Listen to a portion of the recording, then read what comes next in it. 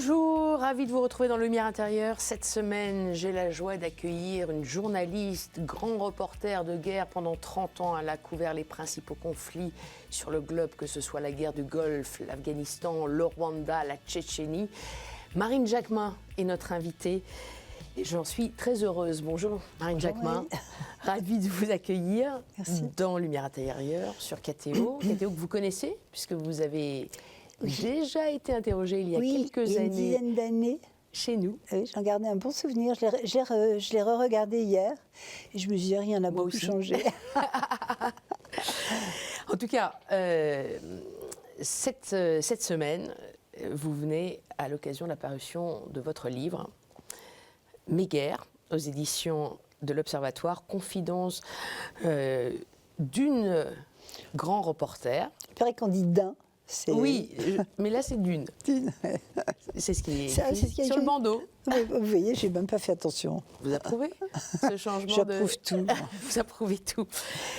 Est-ce qu'on peut dire que c'est une forme d'autobiographie?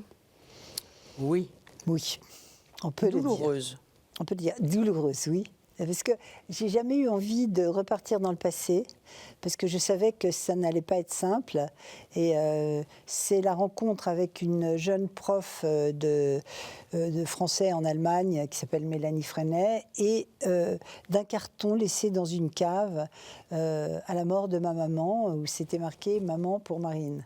Et où elle me disait « Tu n'as jamais voulu être dans la lumière, peut-être que ce carton contient va te donner envie, enfin, d'y être. » Alors, être dans la lumière, oui, ça s'appelle lumière ici, c'est un présage. Elle avait collectionné les coupures de journaux, des photos, des lettres de téléspectateurs que j'avais jamais eu le temps d'ouvrir. Et c'était comme une caverne d'Ali Baba parce que mon appartement avait brûlé quelques années auparavant. Donc voilà, entre ces deux femmes, l'une qui m'avait exhumé 2000 reportages et maman, je me suis dit, cette fois, tu es au pied du mur, ma fille, il faut t'y mettre. Signe du ciel? Oui, peut-être, signe du ciel. En tous les cas, tout était réuni.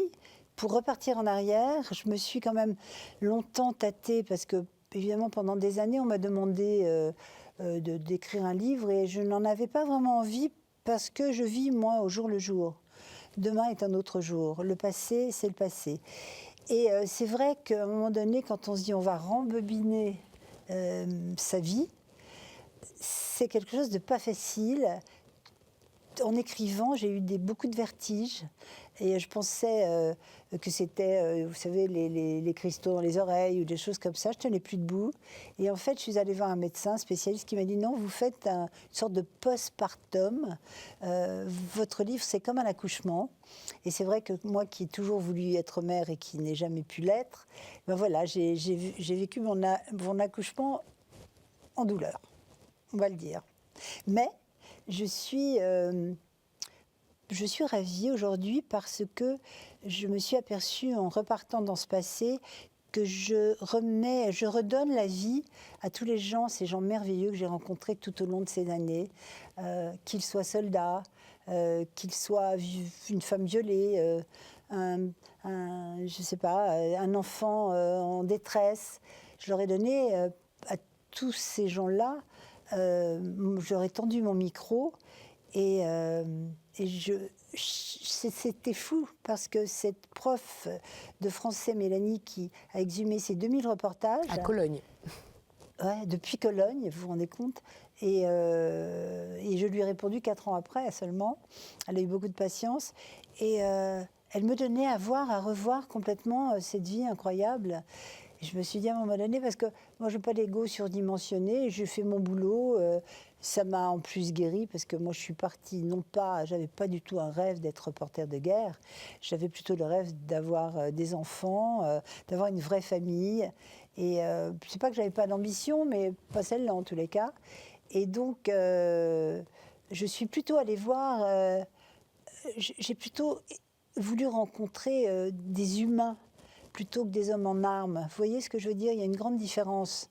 Et effectivement, je me suis retrouvée dans des endroits où il y avait beaucoup d'humanité, mais où le terrain était totalement inhumain.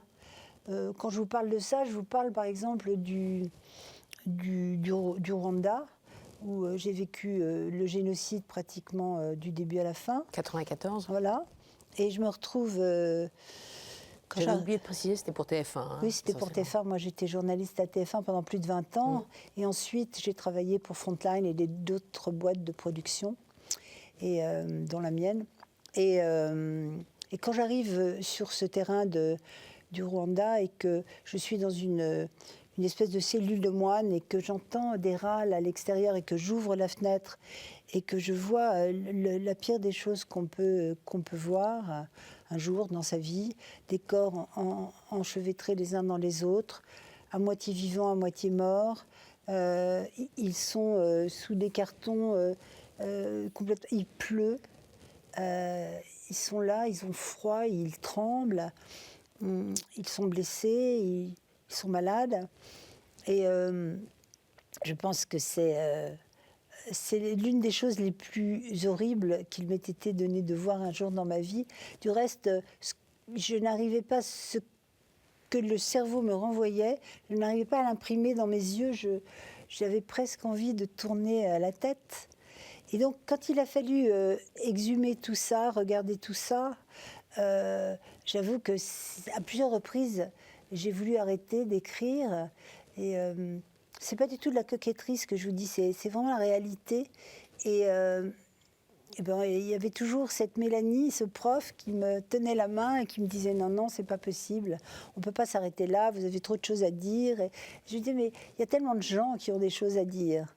Ben oui, mais bon, un jour comme ça, c'est vous qui prenez la parole, et non pas pour raconter vraiment la guerre, mais pour raconter votre ressenti, pour vous donner enfin la parole. Et d'une certaine manière, se redonner la parole, c'est aussi, de même que je suis partie dans ces pays pour calmer ma douleur, se redonner la parole, c'est très douloureux, mais en même temps, après, on se dit, vu les réactions, les gens me disent, on lit votre livre comme un roman. Il y a beaucoup de gens qui me disent on le dévore. Et c'est vrai qu'il n'y a aucune prétention dans ce livre. Il y a juste, je raconte simplement voilà, ce qui m'est arrivé. Et tout est documenté, tout est référencé, tout est vrai. Et c'est un roman vrai. Voilà. Un roman vrai, une vie incroyablement riche, Oui.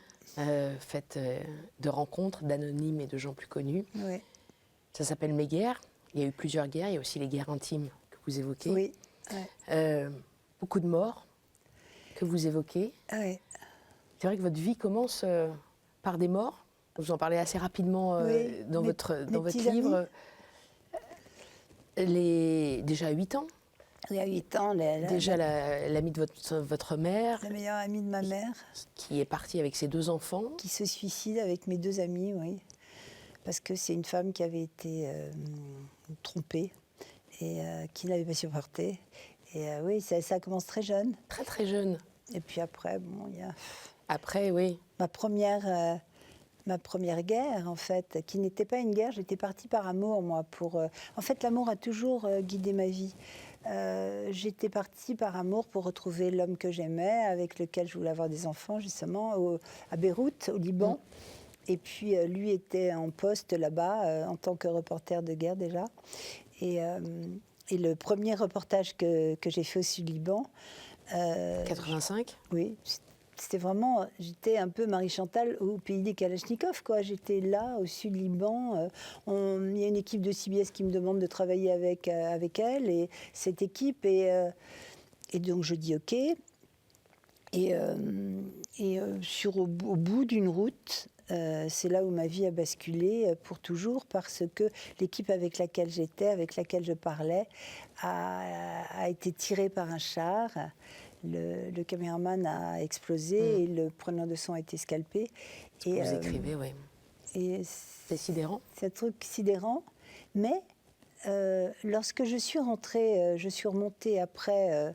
il y avait donc les enfants qui étaient blessés. Enfin, c'était un petit carnage comme ça, en tous les cas pour une jeune femme qui arrivait de Paris, et se dire à 4 heures de Paris, il existe des choses aussi horribles que ça. Parce que c'est vrai, quand on regarde la guerre à la télévision, on la regarde totalement différemment. On dit c'est triste, on dit tout ça, mais je dirais que la guerre, c'est pas tant ceux qui la font qui sont coupables, c'est nous qui regardons souvent avec beaucoup d'indifférence, mais en même temps, on ne peut pas nous le reprocher. Nous, on est en paix, mais se dire quand on découvre comme ça que d'autres gens ont une autre vie à quelques heures d'avion de Paris, alors là, la vie bascule. Et ce soir-là, elle a doublement basculé parce que quand je suis arrivée à Beyrouth, Roch, mon compagnon, me dit je pars. Il était furieux, il m'a donné une baffe parce qu'il aurait pu me ramener dans un petit cercueil à mes parents, alors que j'étais enfant unique. Et il allait faire il partait dans une fête. Je disais dans une fête, j'avais pas envie d'aller. Puis finalement, j'y vais. Et là, je suis triste. Et il y a une jeune femme qui vient vers moi et qui me dit... je l'ai dit à plusieurs reprises, mais je ne peux pas m'empêcher de le dire parce que c'est vraiment ça. Elle me dit, si tu fais cette gueule-là, c'est pas la peine de rester ici. Il faut mieux que tu partes. Nous, tu vois, ici... C'était Amal. Amal Mogaïzel. Elle avait déjà 10 ans de guerre alors qu'elle avait 24 ans. Et elle me dit, tu vois, ici, nous, on sombre en dansant, en rigolant, parce que... C'est une habitude, en fait, la guerre. C'est une habitude, et sinon, on ne peut pas résister. On ne peut pas vivre impunément comme ça, des guerres qui durent et qui durent et qui durent. Celle du Liban, elle a duré longtemps.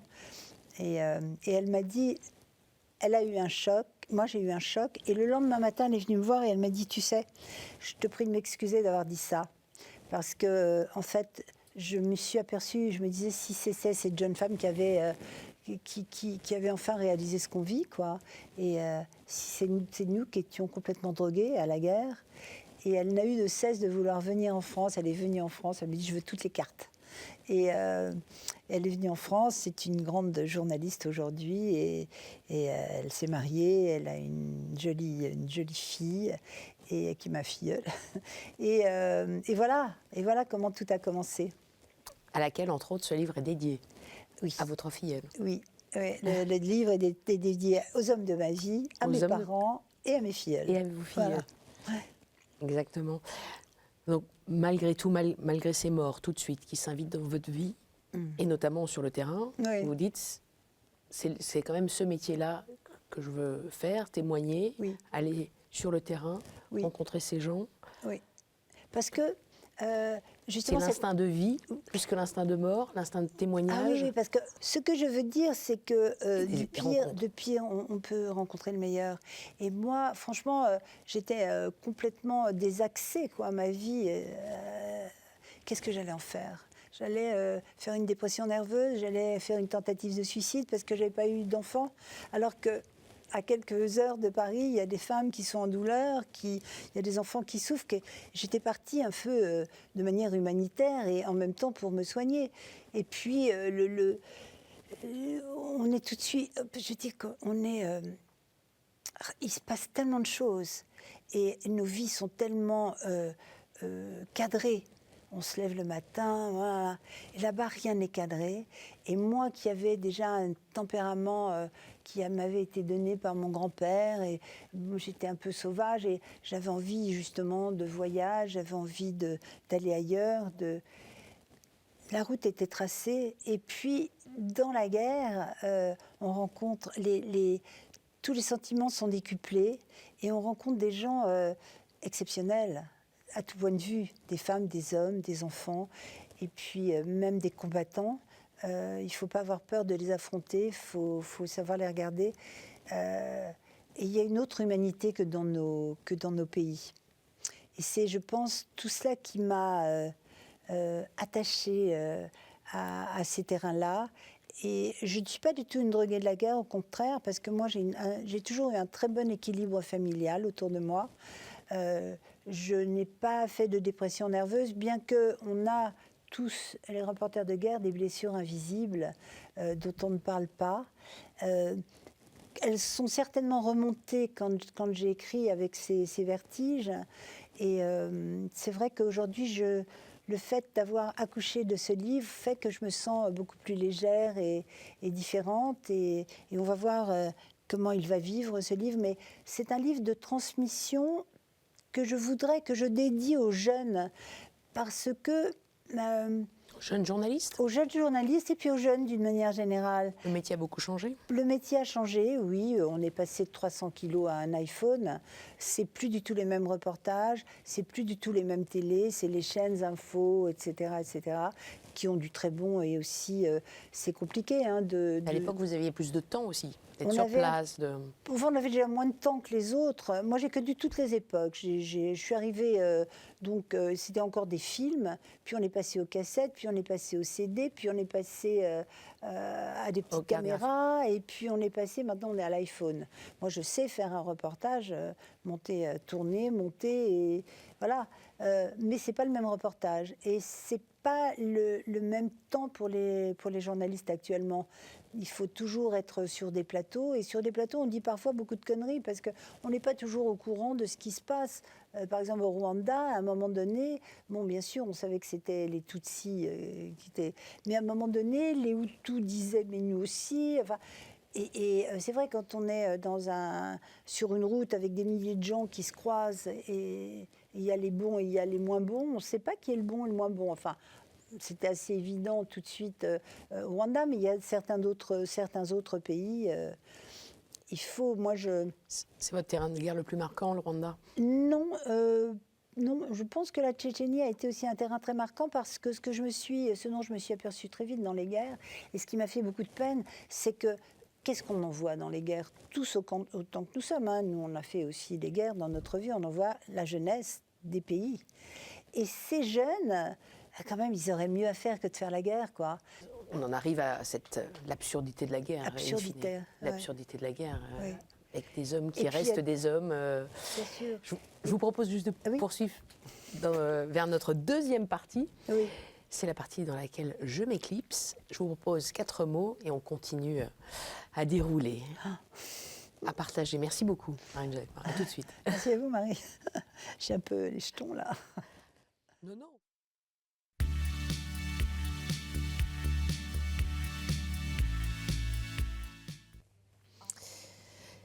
Marine Jacquemin. Je vous propose 4 mots. Voici le premier qui doit résonner chez vous. Le mot liberté. Ah oui, liberté. Une femme libre. Ouais, une femme libre. Enfin, moi, j'étais libre très jeune parce que mes parents m'ont, comment dire, ils m'ont élevée d'une manière totalement libre. Heureusement que ma grand-mère a été là pour cerner un peu les écoles, mais je pouvais faire ce que je voulais, en gros. Et dès l'âge de 2 ans, je vivais un peu seule avec une nounou. Et donc, très vite, c'est moi qui suis allée faire les courses. C'est moi qui décidais de ceci ou de cela. J'étais une petite fille déjà très avertie des choses de la vie. Et puis... Bon, mis à part mes études qui ont été un peu difficiles, où j'étais enfermée et où j'ai détesté mes parents à ce moment-là. Ça, c'est étonnant, puisque effectivement, vous le racontez bien. Petite fille libre, intrépide, un peu rebelle et assez désobéissante, en fait, qui se fait virer de tous ses établissements. Qu'est-ce qui se passait ça. On ne dirait pas quand on vous voit comme ça. Ah oui, c'est vrai, je me suis calmée. Non, mais derrière, les gens sont toujours étonnés par une certaine douceur, mais j'ai une force invraisemblable. Et donc, non, je tiens ça... j'ai un grand-père qui m'a emmenée très vite dans la guerre, qui m'a montré... pas mal de choses. J'ai un père qui m'a élevée dans la forêt. Et puis après, j'ai rencontré des hommes qui m'ont emmenée un peu partout dans leur vie, chez les Pygmées, dans des plongées sous-marines ou dans des sommets dans les montagnes du monde. Je suis allée... Enfin, je bouge tout le temps. Et j'ai la chance de rencontrer... des personnes qui m'accompagnent, des hommes qui m'accompagnent, qui ont cette même soif de liberté. Donc, alors que veut dire la liberté? Évidemment, quand on est dans la guerre, c'est l'opposé de la liberté. On est dans l'inhumanité totale, on est dans des pays emprisonnés. C'est peut-être aussi pour ça que je suis allée là-bas.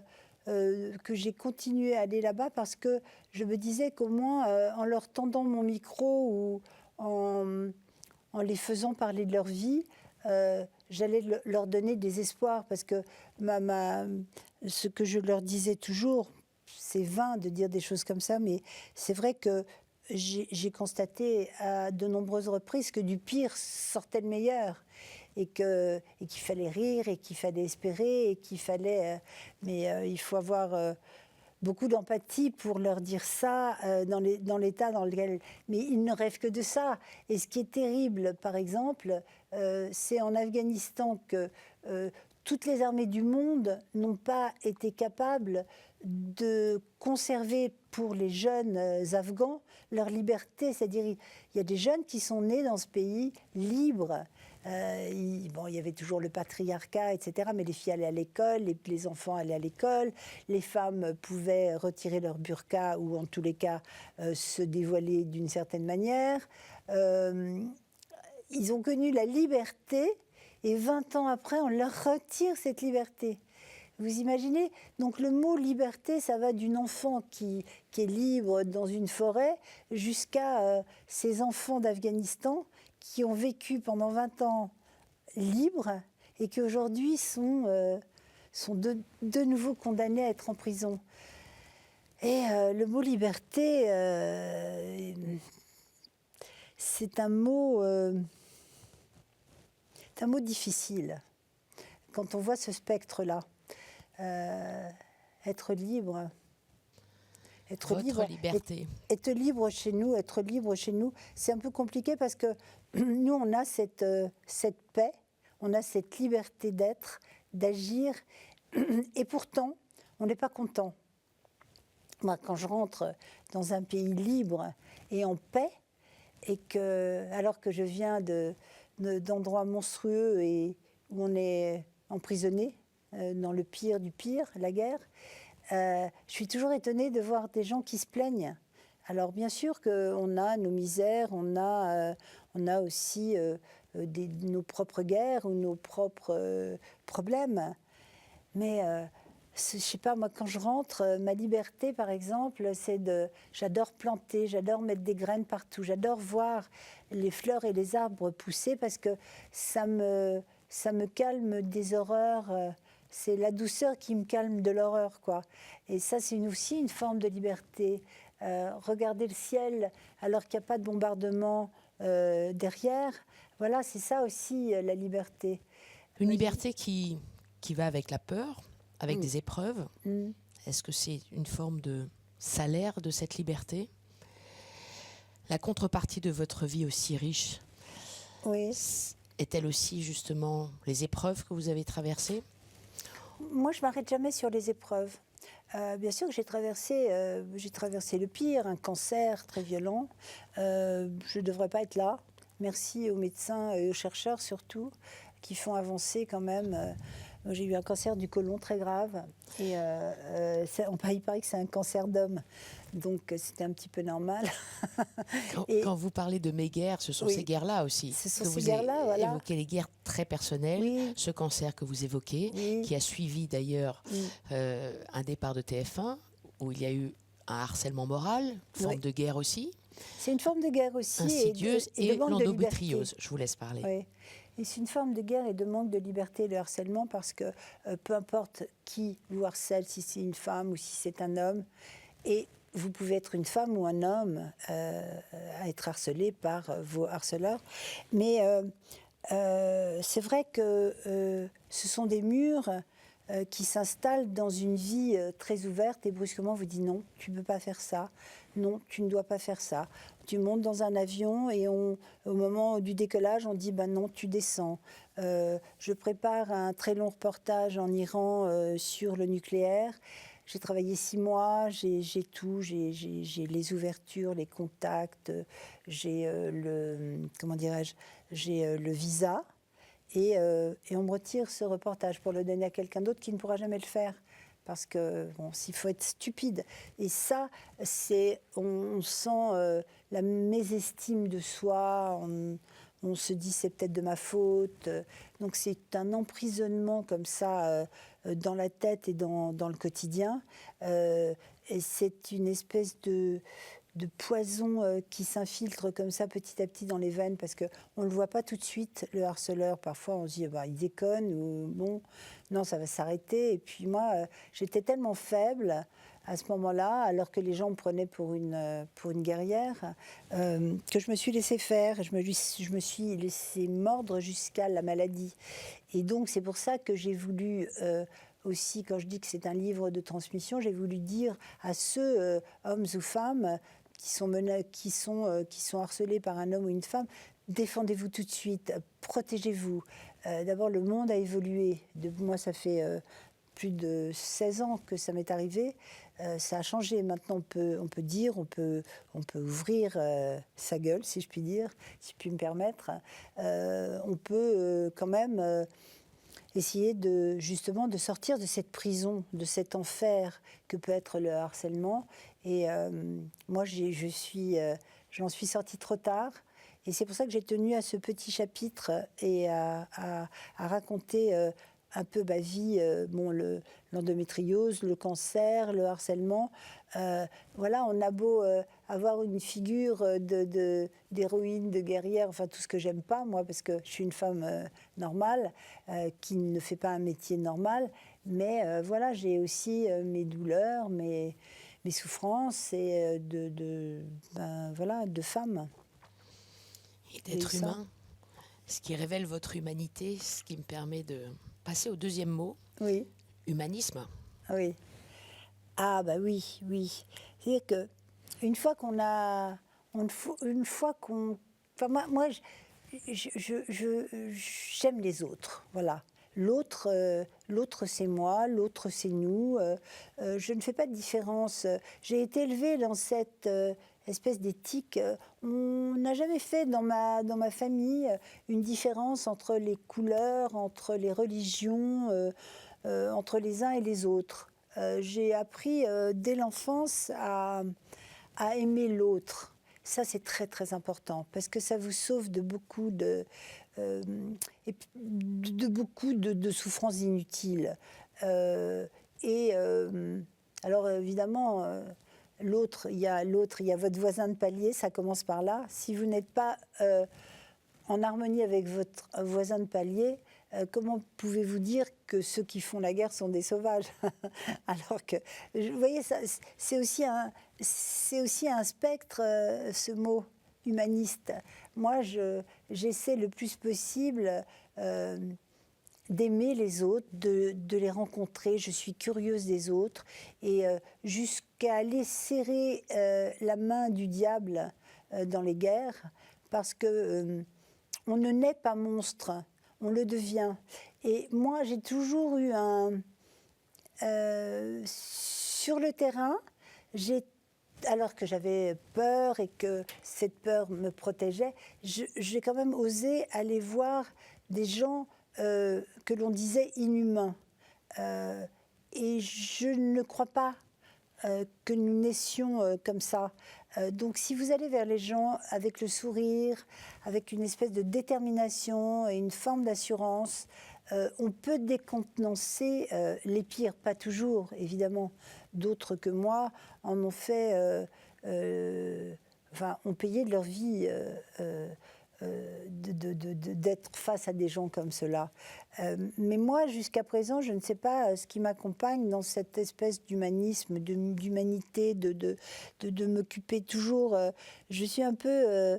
je ne sais plus comment s'appelait ce film où la jeune femme faisait tous les jours, elle faisait quelque chose de bien, un petit truc, n'importe quoi. Et moi, j'ai tendance à vouloir chaque jour me nourrir d'une lumière, justement, en me frottant à l'autre d'une manière ou d'une autre. Essayer d'être sympa. Alors, il m'arrive, comme tout le monde, d'être très en colère ou de rencontrer des connards. J'en ai rencontré un ou deux dans ma vie, harcèlement et puis un autre. Je ne suis pas toujours tendre.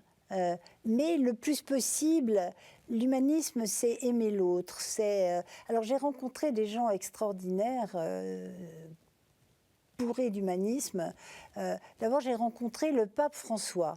Et quand j'ai rencontré le pape François, notre pape actuel, il était archevêque et même cardinal de la cathédrale de Buenos Aires.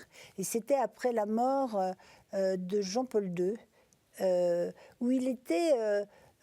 cet homme était sur comme on appelle la short list, c'est-à-dire des papabilés. Il était l'un des 5 noms. Et j'ai rencontré cet homme qui se cachait, qui voulait absolument pas se montrer, etc. Et puis on a parlé.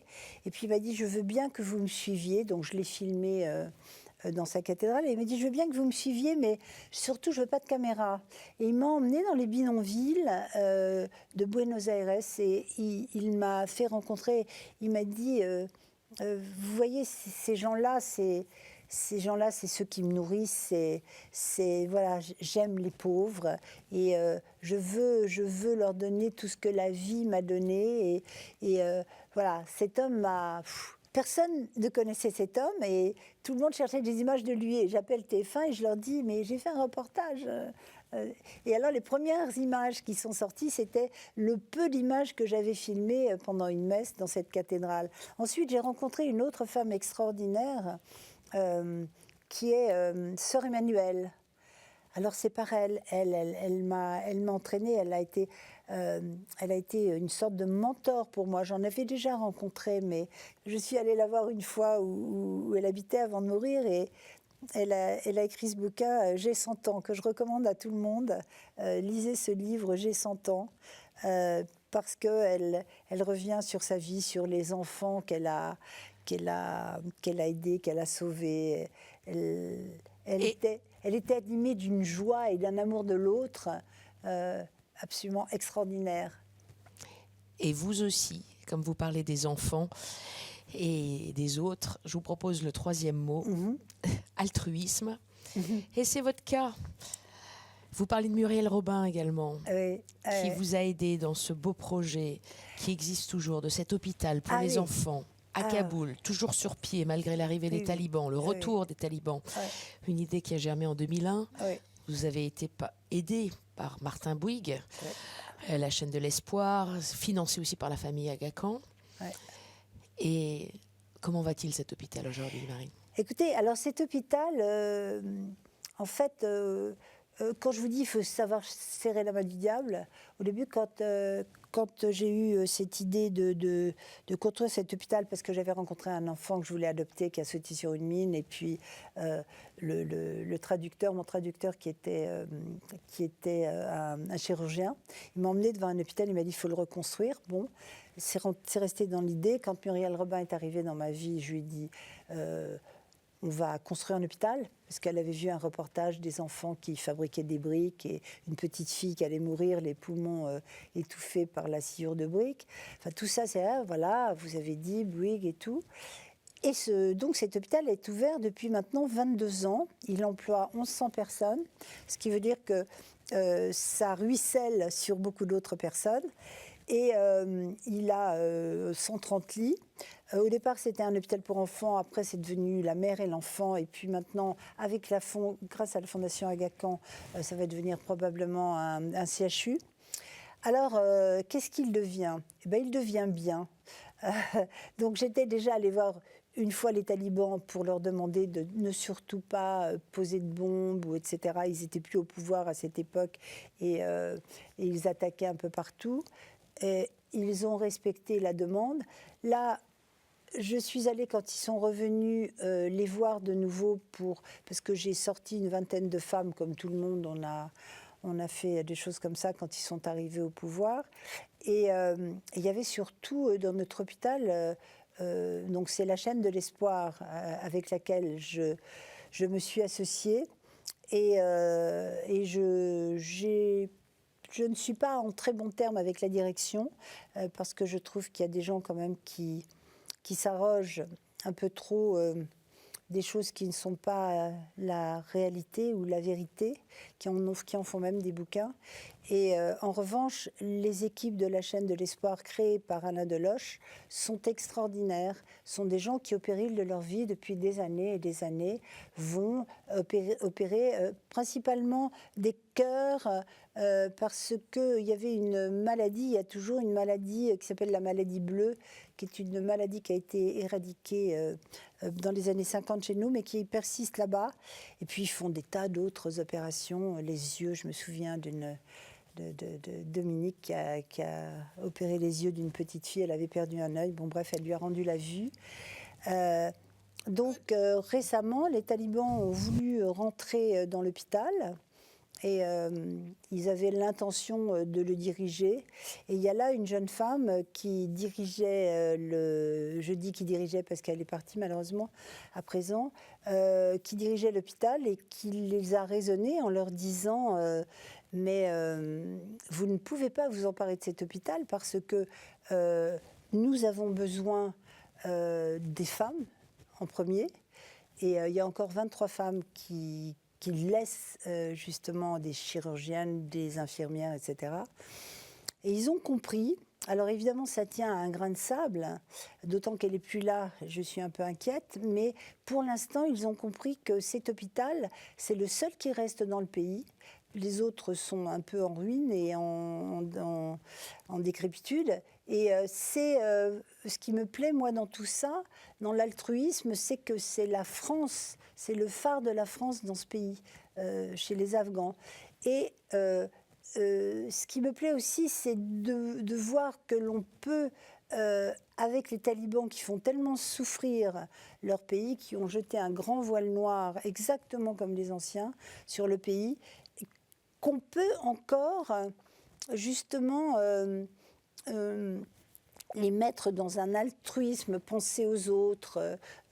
Alors, évidemment, on leur a dit, vous pouvez venir avec vos familles, et ils ne manquent pas de venir avec leurs familles et leurs enfants, mais de les faire réfléchir autrement. Il y a beaucoup de femmes comme moi en ce moment. Moi, je fais rien. Hein. Ça y est, j'ai construit cet hôpital. C'est la chaîne de l'espoir qui s'en occupe, et c'est des femmes comme Sonia Cotin qui sont là. Et ces femmes qui continuent les opérations. Le problème, c'est que il n'y a plus d'école. Donc, on ne sait pas comment va être la suite. Voici le 4e et dernier mot. Paradis. Oula. Paradis, sachant que c'est un mot qui apparaît à la page 312 de votre livre. Ça fait le lien un peu avec ce dont vous parliez. L'hôpital de Kaboul, ses enfants. Je vous le lis. C'est lorsque vous aviez perdu 18 kilos, vous étiez en pleine chimiothérapie. Ah oui. Et vous vous regardez dans le miroir. Et vous écrivez, ce qui saute aux yeux, c'est le bien que vous avez fait. Et vous n'avez peut-être pas eu d'enfants, mais vous avez sauvé des milliers d'enfants grâce à l'hôpital à Kaboul. Enfin, vous... Oui, vous, enfin... Toute l'équipe qui a... Attention. Oui. Je parle de moi. Sinon, mais... lisez-le, c'est un tout petit chapitre. C'est, effectivement, il est à côté de vous, page 312. Ah, vous voulez que je le lise? Si vous voulez. Page 312. Et en tout cas, ça se termine par « ça devrait suffire pour le paradis ». Ah oui, je dis ça, moi. 312. Alors, attendez. Oh là là. Vous savez que je ne me suis jamais relue. Ah oui. Alors, attendez, il est où le paradis? Ah oui, d'accord. Ah oui. La réponse me saute aux yeux. Sans enfants, des milliers vivent aujourd'hui grâce à l'hôpital que j'ai voulu si fort. Ça devrait suffire pour le paradis. Voilà. Oui, ça fait le lien. L'altruisme. Dans le miroir cadavérique, aucun doute. Je ne suis pas la plus belle du royaume, mais pas la plus méchante non plus. Qu'as-tu fait de ta vie? Que vas-tu laisser, toi, sans enfant? Ben voilà, ouais, c'est ça. Ça devrait suffire pour le paradis. Alors, vous voulez me demander si je crois au paradis? Je vous laisse rebondir comme vous le souhaitez. Quelle est ma croyance? Non, mais en lien aussi avec ce que vous avez écrit, avec votre vie. Et oui, quel est votre paradis? Moi, les religions, les hommes et leurs religions me font peur parce que j'ai vu beaucoup de guerres de religion et les guerres des religions ne se passent pas comme dans les pays du Moyen-Orient ou ailleurs. Ils sont passés chez nous. Il y a toujours eu les protestants, les catholiques, les chiites, les sunnites, les séfarades et les autres, etc. Déjà, ça, j'ai fermé la porte à la croyance en Allah, en Dieu. Moi, j'ai une croyance, c'est une forme d'éternité. Je ne sais pas où elle est, je ne sais pas comment, s'il y a une vie après la mort, je me pose toujours la question. Ce que je sais, c'est qu'il y a des signes. Moi, je m'attache à ces signes de vie. J'ai eu des relations extrêmement puissantes avec mes parents parce que je n'avais pas eu d'enfants et que je n'avais pas la même famille que les autres. Ils ont mis du temps à le comprendre et quand ils l'ont compris, on s'est créé notre cocon. Et ils m'ont toujours dit, tu sais, quand nous partirons, nous serons au-dessus de toi et on sera là pour te protéger. En fait, ils veulent être toujours les parents après la mort. Et mon père, qui m'offrait des cœurs en permanence, il marchait, il voyait une feuille en forme de cœur, un cœur en pierre, un petit morceau de bois en forme de cœur. Finalement, depuis qu'il est parti, je dirais pas tous les jours, mais très régulièrement, dans une tasse à café, dans une goutte d'eau, quand je marche sur le trottoir, je les vois, ces cœurs, et je me dis, ah bon, t'es là, bon, c'est sympa. Et maman, qui était très autoritaire, quand j'ai une vraie décision à prendre, je l'appelle et je lui dis, bon, alors là, tu vois, là, je vais faire telle chose, et là, il faut que tu m'aides, parce que je me sens pas capable de la faire toute seule. Et je ne veux pas dire que ça réussit à tous les coups, mais quand je réussis, je me dis, bon, t'es là. Et je parle à mes parents régulièrement. Alors, certains de mes Jules me disent, mais t'es folle, ou je ne sais pas.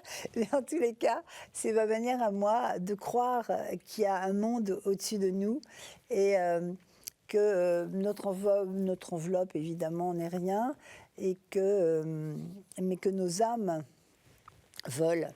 Et sont là, et je ne sais pas ce qu'elles deviennent, et je ne sais pas si je vais me transformer en abeille, ou en mouton, ou en petite fleur des champs. Mais bon, il faut bien qu'on s'accroche... Vous croyez en la réincarnation ? Oui, il faut bien qu'on s'accroche à une forme de croyance, parce que ça servirait à quoi tout ça ? Ça servirait à quoi tout ce qu'on vit ?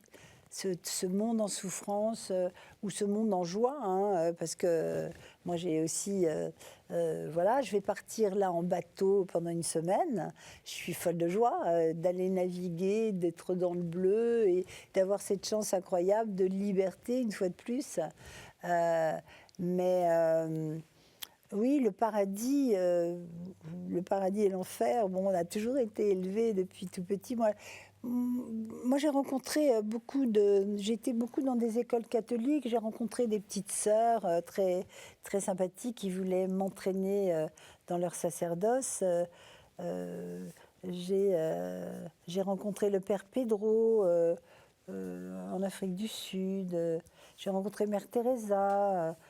Tous ces gens-là, avec leurs croyances, m'ont toujours fascinée. Jusqu'à présent, personne n'est revenu pour nous dire ce qui se passait, mais je suis sûre qu'il se passe plein de choses. Elle vous inquiète, cette mort ? La mort m'inquiète. Vous qui l'avez côtoyée, autant côtoyée, votre propre mort. Non, alors justement, moi j'ai rencontré un homme d'État, François Mitterrand, Vous en parlez beaucoup, oui. Les 5 dernières années de sa vie. Il a demandé à me rencontrer parce que c'était un homme extrêmement curieux, qui était atteint d'une maladie, d'un cancer très grave. Donc il était en souffrance ces 5 dernières années. Mais il avait toute sa tête et il était très demandeur et très gourmand de la vie des autres. Et il y avait il y avait eu la chute de l'ex-Union soviétique et les républiques d'Asie centrale étaient en train de s'ouvrir les unes après les autres. Et donc, on s'est rencontrés de cette manière-là. Et puis, je suis allée faire un reportage chez lui, dans sa maison, je ne sais plus comment ça s'appelait, j'ai oublié. Bref, et il y avait Danielle là, et j'ai discuté beaucoup avec elle, et elle me disait François parle tout le temps de la mort, il a peur de la mort, peut-être que vous pourriez, enfin tu pourrais, parce qu'elle elle me tutoyait, j'étais un peu devenue un peu de la famille. Et c'est vrai que le matin, je prenais mon petit déjeuner avec lui et il était dans sa grange en train d'écrire depuis déjà très longtemps. Et il m'interrogeait. Et il avait aussi beaucoup interrogé Marie de Henzel, qui a été sa confidente, son ange de vie, comme il disait. Mais il était intéressé parce qu'il me disait, toi qui vois beaucoup la mort, comment moi je lui disais, je pense pas du tout à la mort. Moi, je vis ma vie pour la vivre et je vis pas ma vie pour mourir. Je la laisse loin de moi, cette mort, et même si je la croise tout le temps. Et parce que je lui disais, moi je pense plus à être handicapée ou au viol ou au kidnapping sur ces terrains-là qu'à la mort.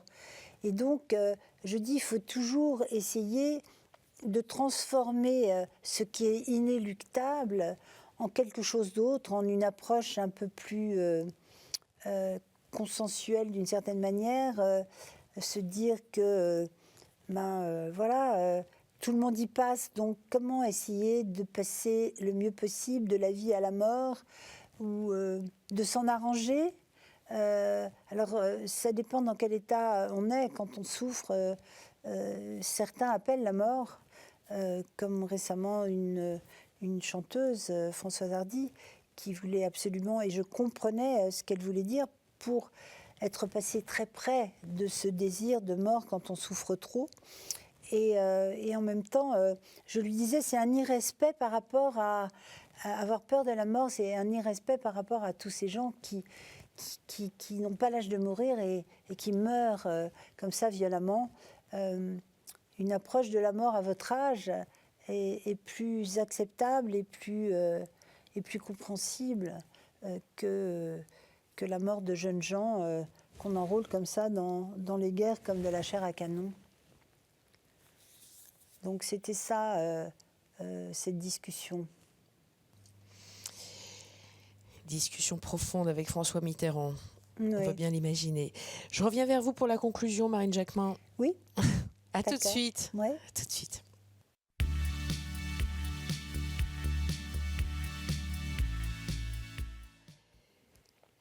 Je suis de nouveau en face de vous, Marine Jacquemin. Alors, comment est-ce que vous avez vécu cette expérience? Est-ce qu'il y a un mot qui vous a particulièrement touché parmi les quatre? Ou pas vraiment? Liberté. Je vais dire liberté. J'ai surtout l'impression d'avoir... Humanisme, altruisme et paradis. Oui, non, mais c'était de très beaux mots, mais je suis allée un peu dans tous les sens parce que... Votre vie va dans tous les sens. Oui, c'est ça. Je fais beaucoup de digressions et je me dis, oh, mon Dieu, on va pas me comprendre, je suis trop fouillie. Mais c'est vrai que ma tête est fouillie. Votre vie est tellement riche que c'est vrai que c'est difficile de... C'est difficile de me suivre. Pas de vous suivre, mais on voit toute la richesse et la générosité que vous partagez avec nous. Il y a une phrase, encore une fois, j'ai noté quand même les phrases qui m'ont marqué, il y en a beaucoup. Vers la fin de votre livre, vous écrivez, peut-être à la parution, comme ça la boucle est bouclée, peut-être à la parution du livre, je me sentirai allégée. Peut-être lâcherai-je prise sur tout ce que je me cache encore. Je sens que je vais finir par me rencontrer. Ah bah oui, parce ça fait écho un peu à ce qu'on disait au début, ce que vous disiez. Est-ce que c'est le cas? Oui, il y a deux personnes. Hein. Il y a Marine et puis il y a Marine Jacquemin. C'est pas du tout la même personne. Donc, est-ce que je vais rencontrer Marine un de ces jours? Oui, je suis en train là. Moi qui n'ai absolument aucun ego, quand j'ai lu le bouquin, je me suis dit, ah ouais, hein, quand même, c'est pas mal. Quelle vie. Quelle vie. Et, Incroyable. mais sans aucune prétention, rien. J'ai eu une vie tellement extraordinaire et qui continue d'être extraordinaire. Et je me suis allégée, oui, je me suis allégée. Alors, je suis encore très brouillon, je n'ai pas un esprit de synthèse pour une journaliste. C'est vrai que j'étais très synthétique sur 1 minute 30. Alors là, je me laisse aller.